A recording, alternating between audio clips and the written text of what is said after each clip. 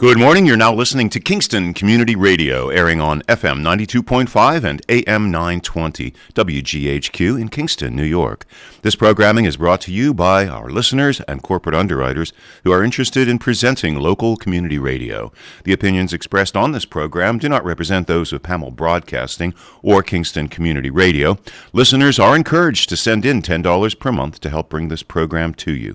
Mail your contributions to Kingston Community Radio, Post Office Box 4364, Kingston, New York 12402. For more information or to donate online, visit our website at mykcr.org. And good morning, this is Dan Gaddis, bringing you around to a new week, this 14th of Monday the 14th, and it's about 27 degrees right now here in uptown Kingston, and we'll be right back after these messages. Hey everybody, Rachel Ray here. Nothing brings a bigger smile to my face than cooking up a big meal for the whole family and lots of friends. But there's not enough room at my table for the 17 million kids in our country who struggle with hunger. That's why the Feeding America nationwide network of food banks collects surplus food to give hope to hungry kids. But they can't do it without your help.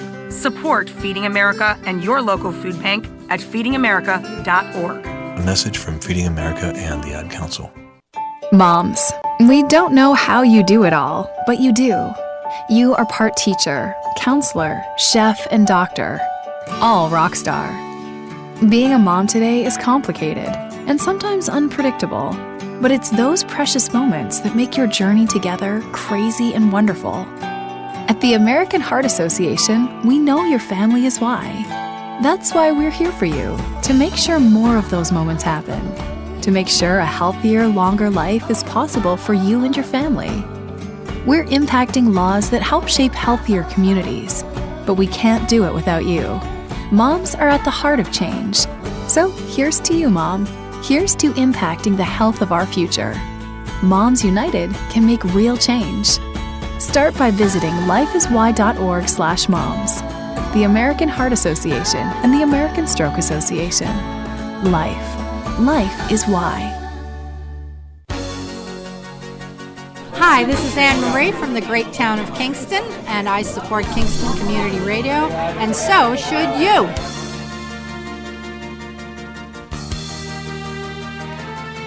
You're listening to KCR, Kingston Community Radio, WGHQ 920 on your AM dial, 92.5 FM, and streaming online at mykcr.org. KCR's talk radio and call-in show, our call-in line, 845-331-9255. A little bit about the weather for the next few days. Sun and clouds mixed today with a high of 54. And tonight, partly cloudy in the evening, then becoming cloudy after midnight, a low near 35. And Tuesday, partly cloudy skies in the morning, giving way to cloudy skies during the afternoon. Slight chance of a rain shower, about a 15% chance, so maybe we'll dodge that bullet. Tuesday night, cloudy skies early, then partly cloudy after midnight. And it's a low of 37 on Tuesday night. And Wednesday, sun and a few passing clouds with a high of 62. Bye-bye snow. And partly cloudy with a low of 39 in the night, on Wednesday night. And you're in for a treat on the 29th of March. That's Tuesday, 29th of March from 7 a.m. to 9 a.m. Kingston Community Radio and Elks Lodge 550 team up for a breakfast live remote. And that will be at the Kingston Elks Lodge, 143 Hurley Avenue, Kingston. Cost us $10, and breakfast includes eggs, pancakes, bacon, sausage, coffee, and juice. Kingston Community Radio will be broadcasting live that morning with Cameron Rylance and Nina Postjapak doing their normal show from that location. So come join us and have some breakfast with us on March 29th from 7 to 9 a.m. Kingston Elks Lodge, 143 Hurley Avenue. All are welcome, and it should be a great time. And we're going to have a great time today, too. We have a couple very, very special hosts in the studio already. And both Eric Stanberg, Dr. Eric Stanberg, and Robin Baker are here. Good morning. Good morning. Good morning. Welcome to this morning's show. What's today's date, Robin? I think it's March 14th. Okay. All right, we're off to a good start. We got the date right. Daylight savings, so I feel Rob and I are driving in with some darkness, but a lot of controversy about daylight savings these days. People are really kind of rethinking if it's something that we still need in our society. What do you think was the original impetus behind daylight savings? I think it had something to do with school and being Right. and having enough sun out when you're coming and going from school. I think of that too. Someone says, "Is it? Oh, maybe it has something to do with the farmers." I'm like, well, then there's not much farming going on, not yet, So I don't. That's it. At least not up in New York. But, you're right though, and I grew up in the burbs of Jersey, and we had about a mile walk to school, and without daylight savings, in the winter, that walk would have been in darkness. Anyway, but now we're rethinking it, whether or not it's still worth it with our 24/7 type existence and more online existence, and whether or not it has some detrimental effects to our rhythm. I know my elderly father, 87, he has a hard time with just that 1 hour change. It really disorients him, having to shift your sleep cycles 1 hour. So it's something to think about. What do you think about, Ms. Baker? Yeah, I understand that the kids, it's hard for them to stand. Uh-oh, Robin's got a frog in her throat. You want some water? The kids, All right. So we shall be here until 9 a.m. to talk about various medical topics. Once again, it's hard to nail down these surgeons as guests. They tend to have things like operations they need to do, but they are lined up. I guarantee the listening audience. But we have a potpourri of subjects to go over today. Potpourri. can't wait. You can't wait. And Dan had a week off last week. Indeed, and yes, it was a wonderful family and friends circuit that we just drove. I got you. Yeah. But and the restaurant was closed at the same time, right? Exactly. That was the opportunity of a lifetime. Is it back open this week? It will be open tonight. Yeah. And today, actually, for lunch. Yep. Because I have a Back gift open. certificate. I'm sorry? I have a gift certificate. That's time to use it. I took Robin there on Valentine's Day, but I felt it was really gauche to pay for Valentine's Day with a gift certificate that someone else gave me. Oh, So- yeah. You could use it, though. Hey, we could have done it discreetly. She never would have noticed. But anyway, we still have a gift certificate. Yay. Yay. Okay. So, Robin, various topics to talk about this morning. One of my favorites is the 'cause now that we're kind of maybe hopefully getting out of COVID, although we're not getting out of COVID, it's just that it's kind of still kind of down. Things are looking okay. It's time to revisit other subjects that you and I talked a lot about in the show prior to COVID. One of the things that's always important to me is the appropriate use of antibiotics being prescribed for respiratory illnesses. I know we visited this subject many times, but I just think now that we're kind of maybe, hopefully, getting back to normalcy, and I'm putting that in quotes, we're going to revisit these subjects. And you and I were a little bit ahead of our time. I don't know if you realize that, talking about telemedicine as something of the future. And you and I, expressed concern that it was going to lower the bar, so to speak. Here you are kind of treating someone without examining them, without listening to their lungs, without in a meaningful way looking into their throat, or you can't look in their ears. Is that going to lead to treatment that otherwise would not be done? Urinary tract infections. A lot of people think they have women especially think they have urinary infections. And it's not unusual to get a phone call from one of my patients saying, I have a UTI, can you call something in? And we kind of don't really want to do that because it will lead to improper care. So, usually we have the patient come in and we do a urine sample, and it does not show evidence of infection. So there, in its simplest form, treating something like urinary tract infections via telemedicine will lead to an unnecessary prescription of antibiotics. So another term that gets thrown around these days is called low-value care. Where is it here? I'm going to put it right here. I think this is it. There's a push towards doing what's right in medicine. Stuff that has evidence behind it, or stuff that just kind of shows good judgment. Stuff that is the appropriate care. Trying to get away from testing for the sake of testing.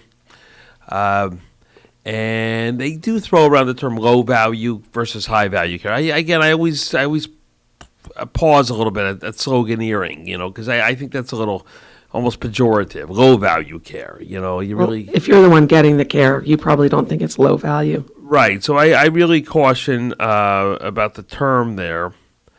I can't find it right now. But I talked about prescribing antibiotics for common respiratory illnesses. The most commonly overprescribed condition for antibiotics is probably bronchitis. Bronchitis is inflammation of your bronchioles. It causes chest congestion and cough. There can be other associated symptoms depending on the severity, which is achiness, malaise, fever, which is usually low grade, headache, some shortness of breath, and it's not always easy to distinguish bronchitis from pneumonia.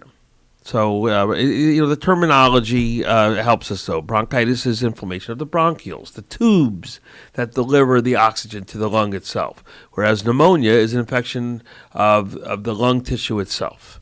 So, that's kind of the distinction.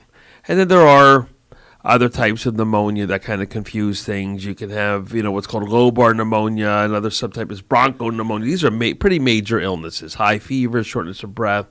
Depending on the patient, can result in hospitalization. Sometimes the phrase atypical pneumonia is thrown around. That's kind of like bronchitis. Sometimes it's described it as bronchitis that got out of control. Anyway, the take home, though, is that most, if not almost all bronchitis really is a viral cause and does not necessitate an antibiotic.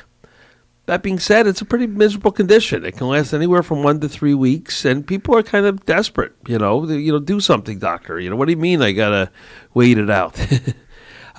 What else can be done? It's viral versus an infection. Well, virus is an infection. It's just that it's caused by virus. So an antibiotic. How come an antibiotic doesn't work on that? Because antibiotics, by definition, are meant to be effective on bacteria. Bacteria are different than viruses. There are some antiviral medications, but not nearly to the extent that we have antibacterial medications. COVID is a virus.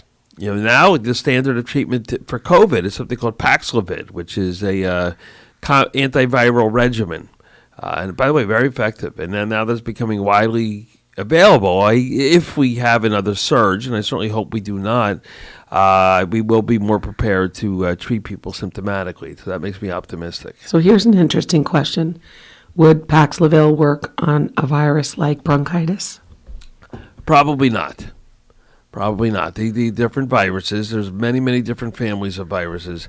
And treatment for something like routine bronchitis has really been elusive. But the reason I want to bring it up is that it really can result in unnecessary antibiotic prescriptions. There are some subsets that gets a little complicated.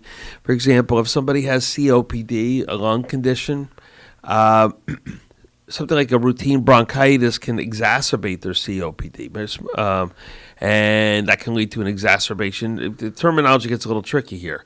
Acute exacerbation of chronic bronchitis. That's a little bit different than acute bronchitis.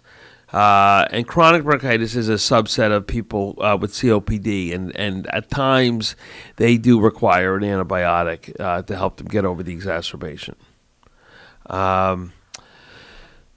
But just things that doctors said in the past. What's the color? When you cough it up, we call that sputum. Well, what's the color of your sputum? If it's dark and brown, that means it's a bacteria, and if it's clear, it means it's a virus. It's really not.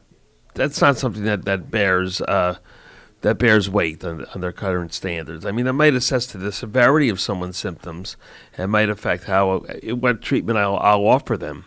But it's not in and of itself a sign that this is a bacteria and not a virus. There are some bacteria that cause bronchitis, something called mycoplasma, and some other causes. But even those cases are usually self-limited. So to prescribe an antibiotic for that has not been shown to affect the resolution of symptoms. It's not always an easy decision. I mean, that's kind of why I have a job. Yeah, but why don't you want to take an antibiotic? What's wrong with it? Well, you have personal levels to avoid antibiotics, and you have more big picture reasons to avoid antibiotics. On a personal level, antibiotics have side effects. People can have allergic reactions. They can affect the intestine and cause some diarrhea and loose stool. And in worst case scenario, they can even lead to ironically, lead to a bacterial infection. So something that you and I have talked about called C. diff or Clostridium difficile. This is usually seen in people who are on multiple antibiotics or for prolonged antibiotics. So antibiotics have side effects. They could, we mentioned diarrhea. They can also upset the stomach, nausea, vomiting. An antibiotic like doxycycline, which is an amazing antibiotic, amazingly effective for Lyme disease, for example, can cause significant toxicity with sun exposure. Antibiotics that were prescribed a lot, maybe 15 years ago, what are called fluoroquinolones. Most commonly, these were called Levaquin or ciprofloxacin. We prescribe these a lot for urinary infections, for pneumonia. It turns out that these cause tendon problems, particularly if people are also on steroids, but they can even tear the tendons in their knee. So, and there's other side effects with these medications. So these medications have really fallen off the list of commonly prescribed treatment. So there's many reasons on a personal level to avoid unnecessary antibiotics. And it does come down to what you and I talk a lot about, which is risk versus benefit. Does the benefit of the treatment outweigh the risk or other way around? Yeah, Dan is rocking to your what is that called? A ringtone. So on a societal level, though, on a bigger picture level, we want antibiotics are amazingly important and valuable tools. And we want them to continue to be important and valuable tools. But if you overprescribe them, bacteria are living species. They have something in their DNA to replicate and propagate and continue to exist, just like we do. So they will frequently mutate and find their way around it. In other words, become resistant to the antibiotic. So this once powerful tool is now not powerful at all due to overuse.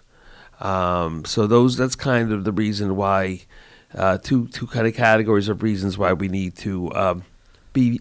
I do like the word. I talked about semantics, but I do like the word judicious. We need to be judicious in the use of antibiotics.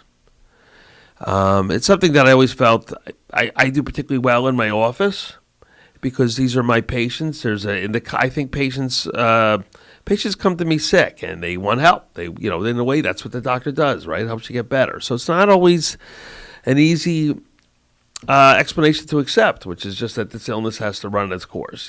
Especially when the cost of healthcare has gone up. People take off time off from work to come see me. They pay a copay. Kind of like, what did I go see the guy for? He told me there's nothing he could do. So there's an element of that as well.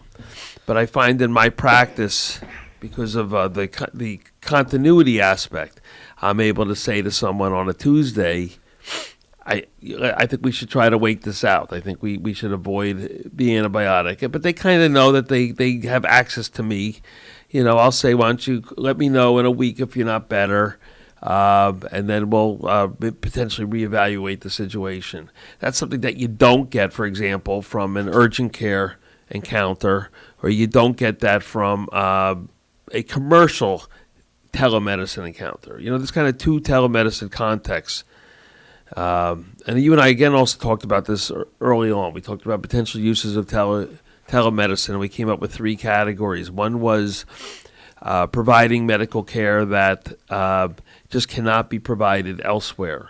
The example of rural America where a certain type of specialty is needed, but obviously, middle of Montana does not have, a pediatric endocrinologist, for example. So the idea that you could get the expertise from that provider remotely. That's one category, and I think that's a very legitimate category. The other category had to do with someone like myself helping me in a continuity context take care of my patients. For example, a patient who has diabetes, who has some new labs to go over, do I need to have that person in the office Or can we have a telemedicine encounter where we could review the labs and adjust them? But the third category is the one that always made me nervous and the one that I think gets pushed the most, which is kind of like this convenience, kind of like this urgent care without getting out of your bed, without getting out of your home. And there's companies that,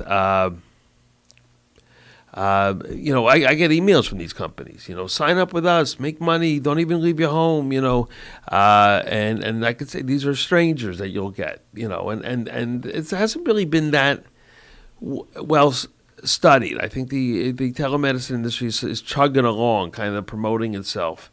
But there are some very good studies that's showing that the antibiotic prescribing rate in telemedicine is higher. It's higher than urgent care, and it's higher than private offices. The pediatric world, by the way, pediatricians have done an amazing job over the past 25 years of cutting back on their antibiotic prescribing rates. When I was in medical school, if a kid had an ear infection, kid would get an antibiotic. Seen back in 10 days, 2 weeks, if the ear didn't look better, got a second antibiotic, Nowadays, the guidelines for something like an ear infection, which is called otitis media, is actually a 48-hour period of observation in most cases, because a lot of these conditions get better on their own. So if I see a 5-year-old, for example, who has an ear infection, I might counsel the parents to let's just observe and treat symptoms with Tylenol or ibuprofen for 48 hours. And if no improvement, then we'll start the antibiotic then. I feel that's a current guideline, by the way. I am more effective at implementing that guideline in my continuity of care practice than I would be in an urgent care setting. So I guess I'm also, we're talking about antibiotics, but I'm also plugging primary care. Yet once again, a little bit of a broken record here. What do you think? Well, I think you should toot your horn. Toot my horn? Yes. Robin, you're a little squeaky down there. Another commonly, two other categories of infection that antibiotics, I was going to use my computer, but it's powered down. I'll have to get off my phone. But two other categories of commonly prescribed, of conditions for which antibiotics are commonly prescribed, that's the wrong plug, are sore throats and sinusitis. So sore throats, interesting topic, okay? That's called pharyngitis. Sometimes if it inflames the tonsils more, we'll use the term tonsillitis. It's the invasion of that part of your body by a pathogenic entity, either a virus or a bacteria. And distinguishing between that cause is not always easy. Usually people who frequently the sore throat is caused by a virus. That's called viral pharyngitis. I don't know if it's the right plug. Let's see what you got. It's USB-C. Yeah, it's USB-C. Yeah. Yeah, thanks. So sore throats. Okay, so have you ever had a sore throat, Robin? Yes. Did you ever have strep throat? No. Okay. Never in your life? No. Wow. I had it a couple times as a kid, and I had it once as an adult, and it really did kind of make me sicker. Anyway, so when we are evaluating someone with a sore throat, we start with our interview, which is called our history. When did it come on? How long has it been going on? How severe is it? One key ingredient when we evaluate this is our associated symptoms. Usually with a virus, the sore throat is part of a constellation of symptoms. We've all had colds, by the way. Matter of fact, the scratchy throat is usually the first symptom of a cold. On Wednesday you got a scratchy throat. Maybe it's a little worse on Thursday. You're also starting to get some nasal congestion and a little bit of a cough. And by Friday, you kind of have a full-blown cold. So that's one of the reasons why we don't want to start throwing an antibiotic at sore throats all the time, because it tends to be caused by a virus. So we want to know about associated symptoms when we interview a patient. I want to know, do you have, runny nose? Cough is an interesting one, because it turns out in strep throat, a cough is less likely, whereas a cough is more common in viral pharyngitis. Strep throat can be very inflammatory, so sometimes there's a lot of mucus, and so the person might kind of report a cough, but what they're really reporting more is just kind of a need to kind of clear their phlegm and mucus out. But why do we care about it? Well, first of all, why do we care about strep throat? Well, strep throat is also an illness that will potentially get better on its own. Antibiotics do help it get better a little more quickly. But the main reason we want to treat strep throat is to prevent an entity that I've rarely seen in my career, but it was quite common in the pre-treatment era, called rheumatic fever.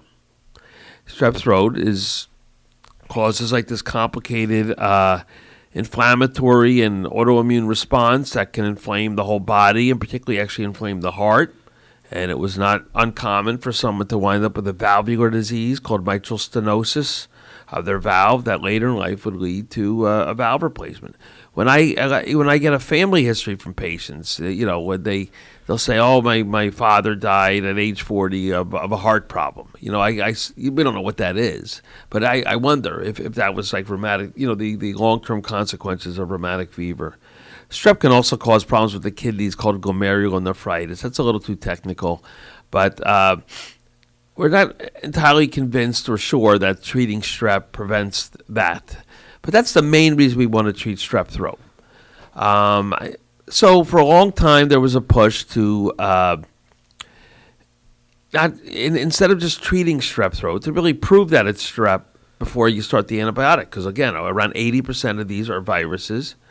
And cut back on that. So we would do a strep culture. If you could do a send-out culture, it takes 2 or 3 days. So if the person's quite ill, sometimes you have to make a decision to start an antibiotic or not, if I think it's strep. Over the past 20-plus years, there's been the development of rapid strep tests, which are now, in almost every office you could think of. They're not perfect. You can miss it. Maybe they're about 80% effective at picking up the test, but if it's a positive test, it's enough to make the diagnosis of strep throat. There are now fancier office-based treatments, which I don't have the access to, but they're kind of bigger panels of tests that can be picked up, and you can therefore identify a virus, for example, and then say to the patient, "Look, we just ran this test, we proved it's a virus. It's just going to have to run its course, and I think that's a great test, by the way, and I wish I had access to it.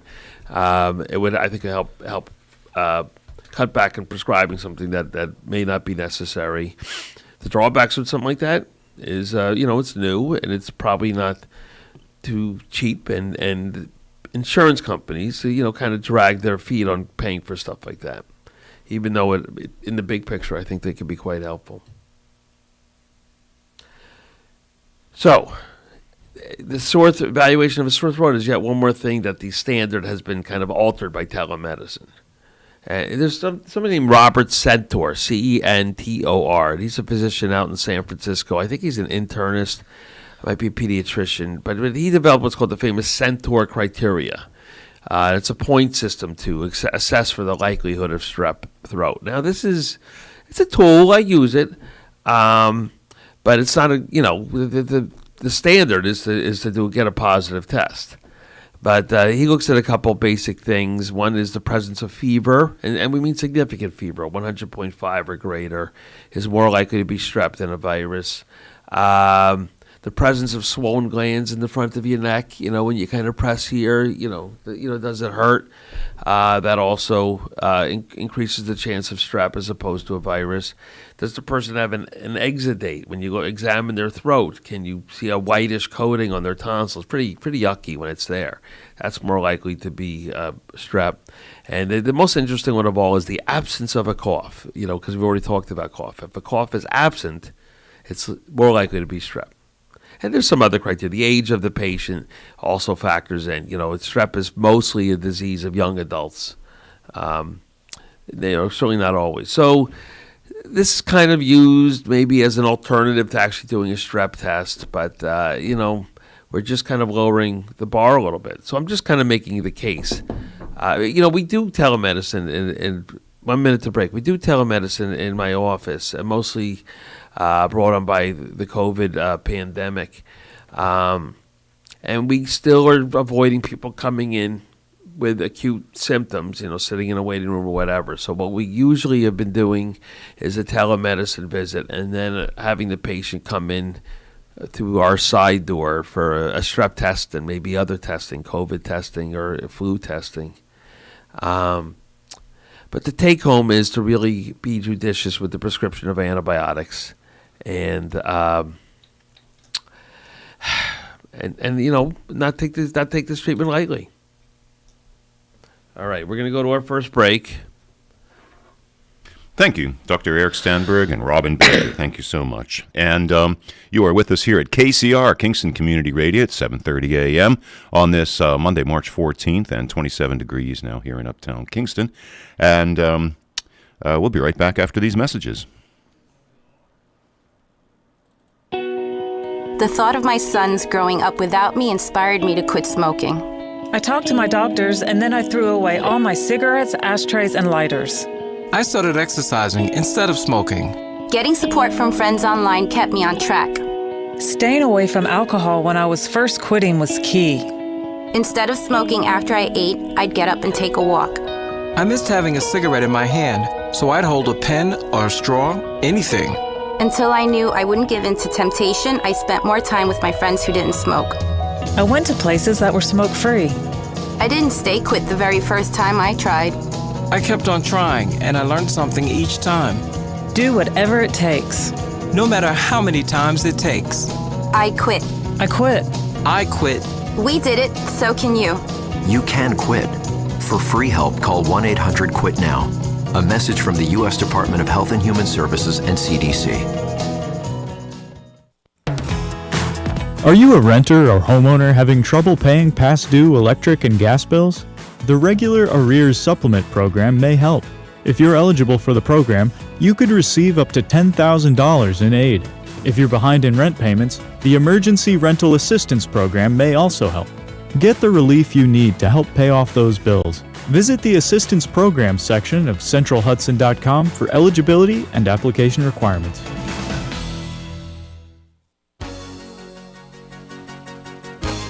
Hi, my name's Maggie. I'm from Copiague, and I support Kingston Community Radio, and so should you.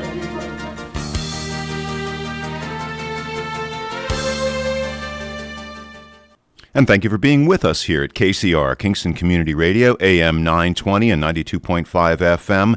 And it's 7:32 a.m. right now, 27 degrees here in Uptown Kingston on this Monday, March 14th. And a little bit about the weather for the next 3 days. It's quite nice. I am happy to inform you that sun and clouds mixed with a high of 54 today. A low down to 35 this evening, and becoming cloudy after midnight. And Tuesday, 60 degrees is our high, partly cloudy skies in the morning, giving way to cloudy skies during the afternoon. And cloudy skies early on Tuesday night with a low of 37. And Wednesday, the 16th, it's going to be 62 degrees, sun and a few passing clouds, with a high of 62 and a low of 39 Wednesday night. Now that sounds like spring, and it's welcome. And also this spring, another thing that you'll be welcome to is to come to the Kingston Elks Lodge, 143 Hurley Avenue. All are welcome for Kingston Community Radio and Elks Lodge teaming up for a breakfast live remote. And that is, again, Tuesday, March 29th from 7 a.m. to 9 a.m. at the Kingston Elks Lodge, 143 Hurley Avenue. And come and have breakfast with us. It's $10, and it includes all of those goodies, breakfast goodies like eggs, pancakes, bacon, sausage, coffee, and juice. So we'll see you there. And again, that's the 29th, and you'll be with Cameron Rylance and Nina Posterpak. They'll be doing their normal program from that location. So please come and have breakfast with us. Well, let's get back to the on-air studio with Dr. Eric Stanberg and Robin Baker. We'll be there as well. Looking forward to it. I've already ordered my bagel and everything bagel with lox. I don't think that's on the breakfast list. No, but we look forward to it, so we'll be there as well. Anyway, welcome to the second half hour of this morning's show. Dan just gave us a very encouraging forecast for the weekend. I must say these last few bursts of winter have been a little frustrating. Yeah, I know. Last weekend was kind of kicked in without really knowing it was happening. But it looks like spring this week, so that's very welcome. Yeah, Rob and I played a gig on Saturday night, and it was all day. The forecasts were like anywhere from 1 to 4 inches to 40 to 60 inches. They really a lot of hyperbole going on here, so we didn't know what to expect. But we had a nice St. Patrick's Day party over at the Legion Hall in Tilson. Anyway, with very nice people, and John Nilsson playing some Irish tunes. Anyway, why are we talking about that? Let's finish our subject about common reasons that maybe someone will get an antibiotic. So we talked about bronchitis and clearly said the great majority of cases of bronchitis do not require an antibiotic. We talked about ear infections. That current guidelines in most cases suggest a 48-hour period of observation to see if symptoms resolve. The criteria are different in patients 2 and under. Kind of a different scenario. And then we talked about sore throats and how it is important to really try to make the diagnosis of a bacterial cause because, again, around 80% of sore throats are viral. There's some other common causes of sore throat probably worth mentioning. Mono, particularly in younger adults, mononucleosis, that's a viral infection as well. So antibiotics won't help with that. And mono's not the easiest. I find that not the easiest diagnosis to make. It's usually when symptoms are just kind of not getting better after 2 weeks or so. There is a rapid mono test. It's actually a finger stick blood test that can be done, and then there's other blood work that can be done. There's some other rare causes of bacterial sore throat. One I'll probably never see in my career, which is called diphtheria. Diphtheria is a vaccine-preventable illness that was quite serious and quite fatal, and it's, I don't know if it's completely eradicated, but I've never seen a case in my career. Anyway, sinuses. People have problems with their sinuses. You know anyone with sinus problems? Yeah, a lot. Yeah. Sinuses there's a bunch of them, by the way. You have some over you. The most common ones people probably point to are their cheeks. So that's the maxillary sinuses. You also have sinuses on your forehead called frontal sinuses. And then deeper into your skull, you have other sinuses, the ethmoid sinus, the sphenoid sinus. We don't have to get involved with them. But how do we distinguish a bad cold from a sinus infection? And the answer is it's just not easy. And the guidelines have really flip-flopped and they've been a little bit all over the place during my career as well. A cold should last anywhere from 3 to 7 days, maybe a little bit longer. So I frequently will use duration as one of my criteria. But when I decide to that someone may have a sinus infection rather than just a cold, but that's also, I acknowledge that that's an inaccurate tool as well. And the duration is varied. For a long time, they said if someone is sick 10 or more days to consider giving them an antibiotic. I've heard other criteria saying 14 or more days. I had another criteria which said if their symptoms are worsening or evolving over 5 to 7 days, you might want to consider an antibiotic. A lot of times somebody with sinusitis instead of a cold will have what's called double sickening. They'll have a cold. Cold seems to get better, and then they'll have symptoms come back. Rarely somebody has an obvious sinus infection that's like in one sinus. They'll say my right cheek is killing me, and occasionally they'll even report almost pus coming out of their nostril. But that's, and maybe have a high fever, 102, 103.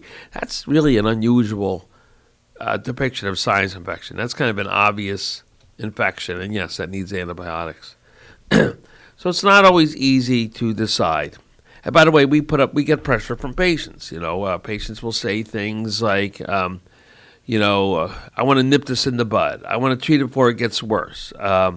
I always get a sinus infection. Can I want to start treatment right now. Sometimes there's deadlines. I've dealt with that in my career. I remember a young woman with her wedding didn't want to be sick at her wedding. That's very understandable, right? But that's pressure that patients can put on the doctor, the provider. So part of fighting this issue does have to we do have to deal with ourselves as well as patients and be reasonable. It kind of comes back to some of our decorum, or what do we call it? Etiquette, doctor-patient etiquette, or provider-patient etiquette, where we say a couple basic rules. One is don't tell the doctor what you have, and number two is don't tell the doctor what you need. In other words, tell me what your symptoms are. Don't start the conversation by I have a sinus infection, I need an antibiotic. That's, and I use the analogy of my car. My car's making a noise. I don't drive into the the shop and say, it's my fan belt, fix my fan belt. No, I say to the mechanic, it's making this noise, and the mechanic takes it from there. So that's the analogy that I use. So really a little etiquette. Work together. Work together. Tell me you can say things like, hey, last time this happened, I developed a horrible sinus infection, and I'm nervous it's going to happen again. That's okay, but just don't start with I have this, I need this. And patients do that, and they kind of shouldn't. It happens with testing as well. What's going on? My back hurts. I need an MRI. Well, if it was that easy, it's not that easy, and it's frequently not necessary. So we're trying to do evidence-based care, high-value care instead of low-value care. And we're trying to work within a construct here. So those are a couple basic rules. So sinus infections also are frequently just lingering colds that need time. And it's hard to study these things. You have to take people with similar symptoms. You have to divide them into two groups, and one of them maybe gets an antibiotic, the other one does not get the antibiotic. They can't know who gave the antibiotic or not. That's called a blinded study. So the people in the study don't know they're getting the treatment or not. Other people are getting a placebo. And then, because you want to prevent bias, the person who's getting the antibiotic might therefore be different in how they report their symptoms. And then you want to avoid bias on the part of the tester. In other words, if the tester knows who's getting the real treatment and who's getting the placebo, are they kind of conveying some sort of difference in how they approach the patient? So that's called double-blinded. Have you ever heard these, double-blinded studies? Of course. So that's kind of where it comes from. So it's very hard to study these things. But the take-home is that most of the time, the antibiotic is not necessary. And look, it hurts my business to say something like that. I'm basically saying to people, wait it out. But I think now that we're kind of trying to get back to our prior standards, I think we should try to put them back in place. Do you agree with that? All right. So here's an interesting study to kind of support my concern about telemedicine. So if I just keyword telemedicine quality, immediately I get a bunch of kind of articles that are obviously come from the industry, and they're all very promoting of it, and then sometimes there's subsets, and they use that to kind of extrapolate the full value. For example, one of the articles says, telemedicine helps rheumatologists do follow-up care. Okay, of course it does. Remember, we said that was a legitimate use of telemedicine, kind of a context of a long-term care. But